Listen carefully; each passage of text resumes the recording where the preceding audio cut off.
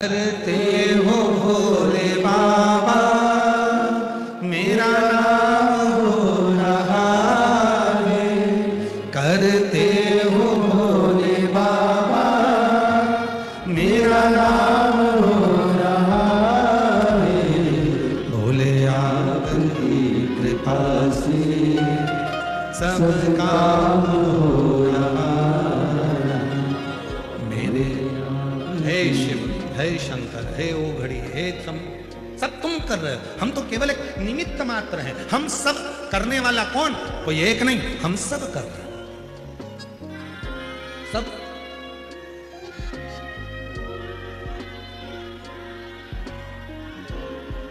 सब्जी अच्छी बनी,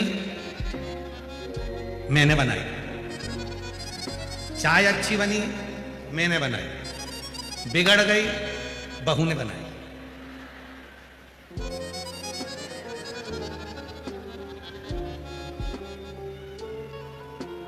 बहू कौन है?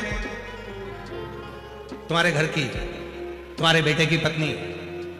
अगर उस पर इल्जाम लगा भी दोगे तो बदनामी किसकी होगी? तुम्हारी। उनके घर की बहू चाय बनाना तक नहीं आए। चाय अगर बेकार भी बन जाए तो सास को आगे आकर कहना चाहिए, बुढ़ी हो गई ना तो दिखता नहीं है, इसलिए गड़बड़ हो गई, मैंने बनाई थी। और जब चाय अच्छी बन जाए तो घर की बुजुर्ग माँ आकर कह दे, बहुत प्रेम से बोल दे, भले सास ने चाय बनाई हो पर घर का बुजुर्ग व्यक्ति आकर कह दे, मेरी बहू इतनी अच्छी आई है, उसको सब बनाना आता है। भले सास को मालूम है कि बेवकूफ बनाना आता है, फिर भी वो कह दे कि सब कुछ बनाना आता है, फिर भी बहुत अच्छी है, उसे सब आता है,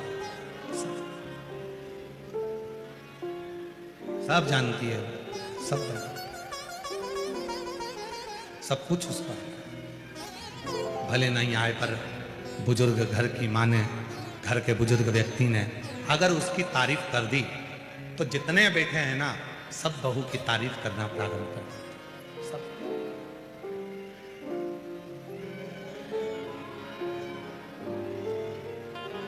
एक बात समझ में नहीं आती परंतु बड़ी विचारणीय बात है। समझ में नहीं आता है कि तुम्हारे बेटे के लिए लड़की देखने कौन गए? जम के बोलो, तुम। लड़की देखकर कौन आए? तुम। हाथ में लिफाफा देकर कौन आए? तुम। साड़ी उड़ाकर कौन आए? तुम। इतने जब वो लड़की देखी तो इतने इतने इतने इतने उसके इतने व्याख्यान करे, बहन मिलने आई, इतनी जोरदार लड़की मिली है, बहुत आदर करती है, बहुत सम्मान करती है, बहुत अच्छी है, पढ़ी लिखी है, आदर करती है, बहुत मर्यादा में रहती है। पर 2 साल 3 साल 4 साल बाद ना जाने ऐसा कौन सा बिच्छू तुमको टक जाता है कि तुम उस बात को पलट जाते हो। ऐसी तो मैंने जिंदगी में नहीं देखी, खाए जा रही है जब से आई है।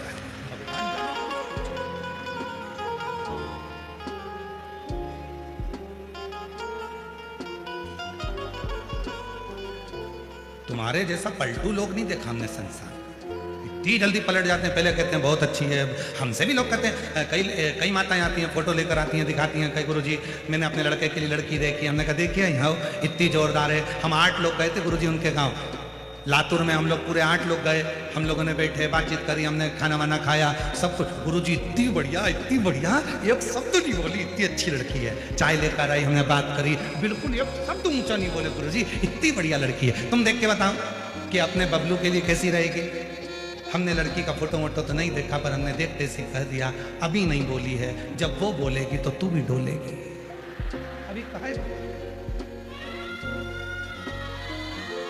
उसका कारण है हमारी दृष्टि में। जब हम अच्छाई देखते हैं तो सबकी अच्छाइयां दिखती हैं। जब हमारी दृष्टि में हम दूसरे के कहने पर बुराई देखना चालू कर देते हैं तो अपने बच्चों में भी हमें बुरा ही नजर आने लगता है। बुरा। शिव जी के कितने नेत्र हैं? जम के बोलो। 3। सिंदूर वाले बोलते हैं कि नहीं बोलते? जरा आवाज आना चाहिए जम के। शिव जी के कितने नेत्र हैं? 3। आपके कितने हैं? गलत बात है। ब्रह्मलोक के देवता ब्रह्मा जी, वैकुंठ लोक के देवता भगवान विष्णु, मृत्यु लोक के देवता भगवान शंकर, जब मृत्यु लोक के देवता भगवान शंकर के 3 नेत्र हैं तो तुम्हारे भी कितने हैं? 3। शिव जी के 3 नेत्र हैं तो अपने भी 3 नेत्र। शिव जी के 3 नेत्र हैं तो पृथ्वी पर जन्म लेने वाले हर मनुष्य के 3 नेत्र। पहला नेत्र शंकर भगवान का, दूसरा नेत्र भी शिव जी का और तीसरा नेत्र भी शिव जी का। उसी तरह आपके भी कितने नेत्र हैं? एक नेत्र ये जिससे आप अपनी अच्छाई देखते हो, मैंने जो करा बहुत अच्छा करा, मेरे बराबर कोई नहीं कर सकता। दूसरा नेत्र ये जिससे आप अपने परिवार की अच्छाई देखते हो, मेरे बच्चों ने जो करा बहुत अच्छा करा, मेरे घर के लोगों ने जो करा बहुत अच्छा करा। और तीसरा नेत्र यहाँ होता है जिससे हर व्यक्ति, हर एक व्यक्ति की बुराई ढूंढता रहता है, वो तीसरा नेत्र है।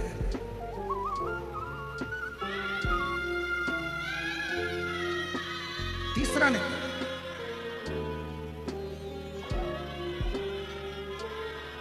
हर एक व्यक्ति की बुराई ढूंढ रहा है। शिव जी का तीसरा नेत्र खुलता है तो कामदेव जलकर भस्म होता है। शिव जी का तीसरा नेत्र खुलता है तो चारों तरफ हाहाकार होता है। और आपका तीसरा नेत्र खुलता है तो घर में हाहाकार मच जाता है। क्यों? क्योंकि हम बुराइयां देखते हैं और बुराइयां बोलते हैं।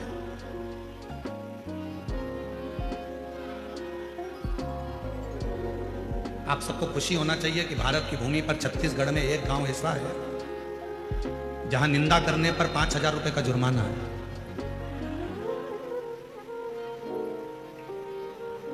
कल हम उस गांव का नाम या तो आप अपने गूगल पे सर्च करके निकाल लेना, नहीं तो हम उस गांव का नाम निकाल के लाएंगे। भारत की भूमि पर छत्तीसगढ़ प्रदेश में एक गांव ऐसा है जहां पर एक निंदा किसी ने करी थी। वो निंदा इतनी फैलती गई, इतनी फैलती गई, चुगली फैलती गई, निंदा फैलती गई। गांव में लड़ाई हो गई, आपस में 2 परिवारों में लड़ाई हो गई, परिवार में फूट डल गई। जो परिवार एक साथ रहता था, एक जगह रोटी खाता था, एक जगह बैठते थे, एक दूसरे के कपड़े भाई पहन लेते थे, उस परिवार में जरा सी बात का बतंगड़ बन गया, निंदा चुगली का बतंगड़ बन गया। और चुगली और निंदा ने पूरे गांव को, परिवार को तोड़ दिया। तो गांव के लोगों ने निर्णय देकर, सरपंच ने पंचायत में निर्णय दे दिया कि हमारे गांव में अगर कोई चुगली निंदा करता हुआ पाया गया तो उसको 5,000 रुपए का दंड देना पड़ेगा। वहां गांव की रीति बन गई।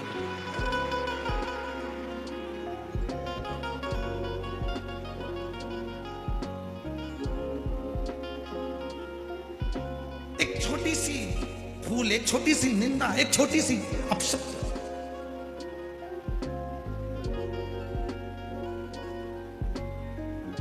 एक दूसरे को तोड़ा जा, एक दूसरे को बर्बाद किया जाए। तो 3 नेत्र हैं भगवान शिव जी के, तो हमारे और आपके भी 3 नेत्र हैं। अच्छाई देखिए, अपने में भी अच्छाई देखिए, परिवार में भी अच्छाई देखिए, और तीसरा नेत्र खुलने मत दीजिए जिससे हम दूसरे की बुराई देखें। ये तीसरा नेत्र खुलने मत दो, हम दूसरे की बुराई नहीं देखेंगे। बहुत बढ़िया, क्या जोरदार कार्यक्रम हो रहा है, बहुत सुंदर, खूब आनंद हो रहा है। इतने विशाल विशाल पंडाल लगाए गए हैं, भक्त भरे पड़े हुए हैं, कितनी दूर दूर से लोग पैदल चलकर आ रहे हैं, खूब आनंद से कथा का रस तत्व ग्रहण कर रहे हैं, बाबा से अपने मन की बात कर रहे हैं। अच्छा ही देखो, अच्छा श्रेष्ठ।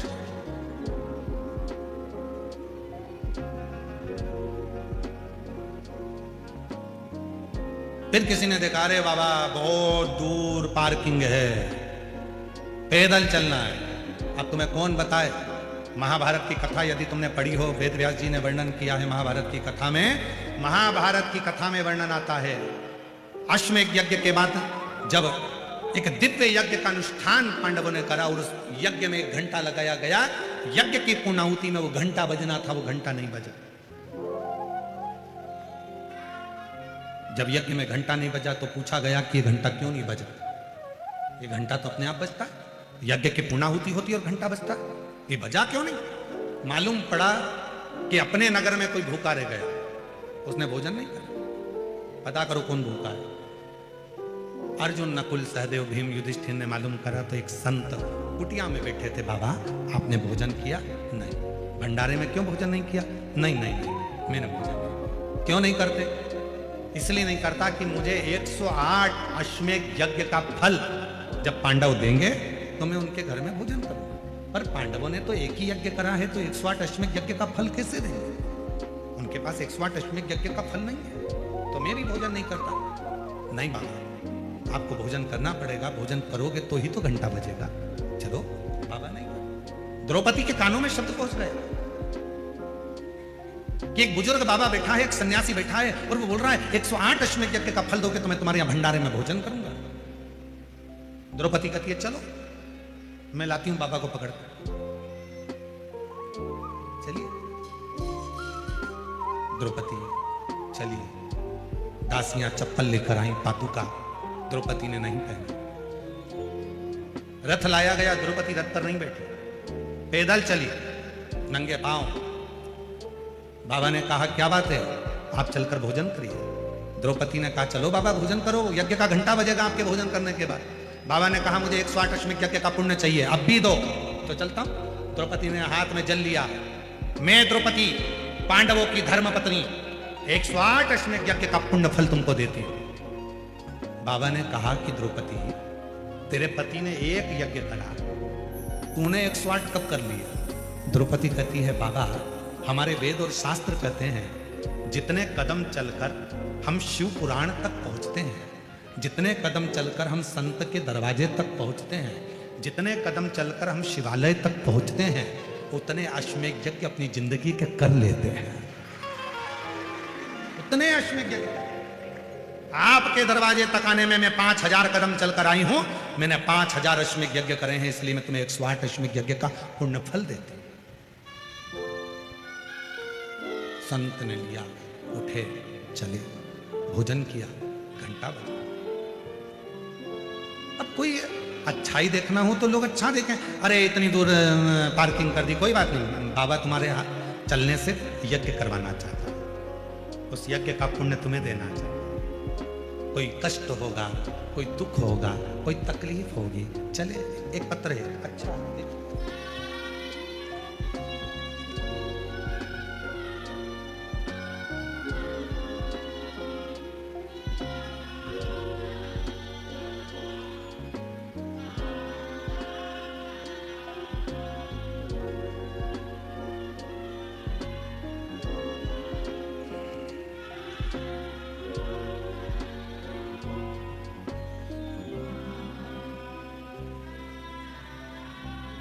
मैं नांदेड़ महाराष्ट्र से हूं।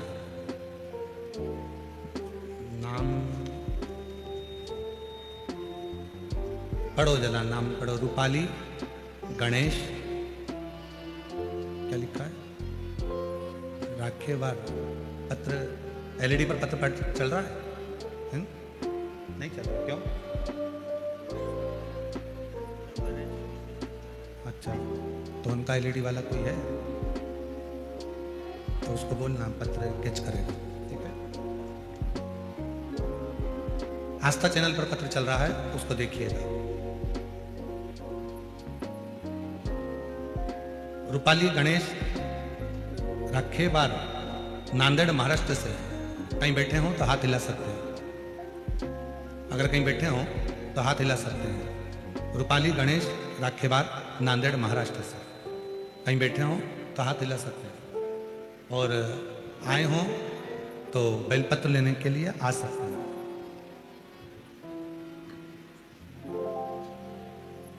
कहीं बैठे हो तो हाथ हिला सकते हैं। चरणों को प्रणाम करता हूं। मैं नांदेड़ महाराष्ट्र से हूं। मेरी बेटी रूपाली राखेवार, उसको सन 2023 में कैंसर हुआ था। कैंसर का इलाज हमने डॉक्टरों से करवाया। इलाज के दौरान डॉक्टरों ने मना कर दिया कि इसको कैंसर समाप्त नहीं होगा। मन हार गया। आखिरी में हमने डॉक्टर से कहा कि आप केवल दवाइयां दो और इसका इलाज करो, हम आपको शिव मानते हैं, बाकी का तो भोलेनाथ देखेगा। दवाइयां चालू करी, हम लोग सीहोर पहुंच गए। वहां से हमने रुद्राक्ष लेकर आ गए। बेटी को, महादेव को उस जल को अर्पण करना और जल पिलाना शुरू करा। डॉक्टर के हिसाब से उसका कैंसर खत्म नहीं होना था, पर आज मैं बाबा के दरवाजे पर प्रणाम करने आया हूं कि मेरी बेटी के जीवन में जो कैंसर आया था उसने वो कैंसर को हरा दिया और कैंसर खत्म। बाबा, मैं अपना कहूं, मैं उसका बाप हूं, पिता हूं, पर मैं इतनी शराब पीता था कि दिन रात शराब के नशे में रहता था। पर बाबा, जिस दिन से मेरी बेटी का कैंसर खत्म हुआ और बाबा पर मुझे भरोसा हुआ, उस दिन से मैंने शराब पीना बंद कर दी और आज लगभग 2 साल हो गए शराब को हाथ नहीं लगाया। बाबा, मेरे परिवार में खुशियां मेरे शिव जी की कृपा से आई हैं। मेरे साले को भी कैंसर हुआ और बाबा शिव जी पे चढ़े हुए जल से आज मेरा साला भी ठीक हो गया। मैं बाबा को यहाँ नमन करने के लिए पहुंचा। एक विश्वास, एक भरोसा, एक दृढ़ता यदि तुम्हारे भीतर है तो वो शिव को मिलने में देरी नहीं, शंकर को मिलने में देरी नहीं हो सकती।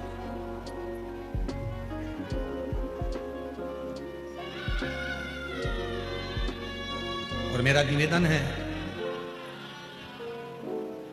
गणेश राखेवार जी आपको सही बताएं ना, आपको तो कैंसर से भी बड़ी बीमारी है दारू का नशा, मदिरा का नशा, और आपने जो नशा छोड़ा है उससे सुंदर कुछ नहीं संसार में। आपको उसके लिए हम धन्यवाद देते हैं।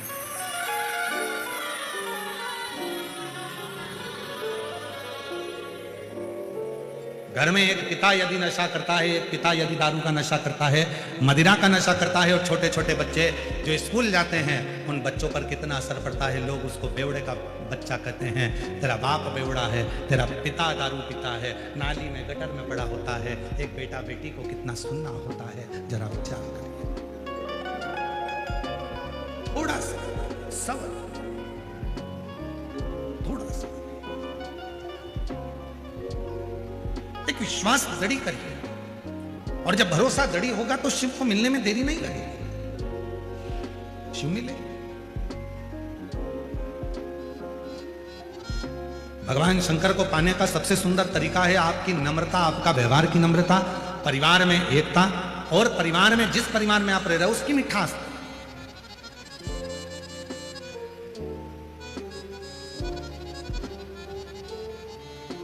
जाओ शिवालय में एक लोटा जल चढ़ाओ, बरसात में उस पर भरोसा खून। सुंदर प्रसंग चल रहा है शिव जी का, उस प्रसंग में वर्णन आता है, बाबा के प्रसंग में वर्णन आता है। मासिला मनीश्वर महादेव मंदिर तमिलनाडु का वर्णन कर रहा है।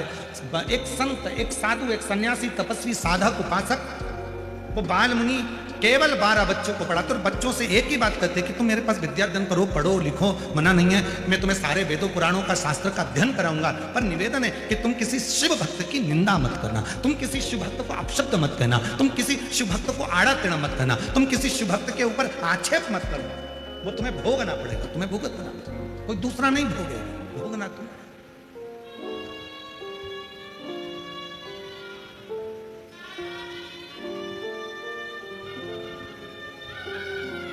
करो स्मरण।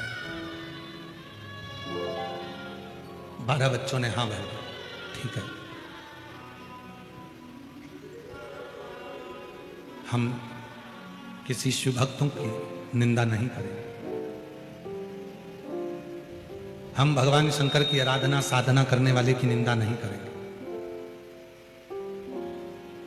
कभी निंदा नहीं। और आज एक बात और कहना चाहते हैं, शिरूर की इस पवित्र धरा पर शिव जी को जल चढ़ाने के लिए मंदिर में जाएं। मंदिर में कितना कीचड़ पड़ा है, कितना फूल पड़ा है, कितना पानी पड़ा है, बन सके तो वहां सफाई करें, सेवा करें, और वो भी नहीं कर सकते तो किसी मंदिर में कितना फूल कितना पानी पड़ा है उसकी निंदा भी ना करें, उसकी निंदा भी। तो मित्रों कैसी लगी आपको ये वीडियो? अगर अच्छी लगी तो वीडियो को शेयर कीजिएगा ज़्यादा से ज़्यादा, और लाइक कीजिएगा, चैनल को सब्सक्राइब कीजिएगा, क्योंकि आपको ऐसी वीडियो इस चैनल पर मिलती रहेगी। तो मिलते हैं नेक्स्ट वीडियो में, तब तक के लिए राधे राधे, जय श्री कृष्णा।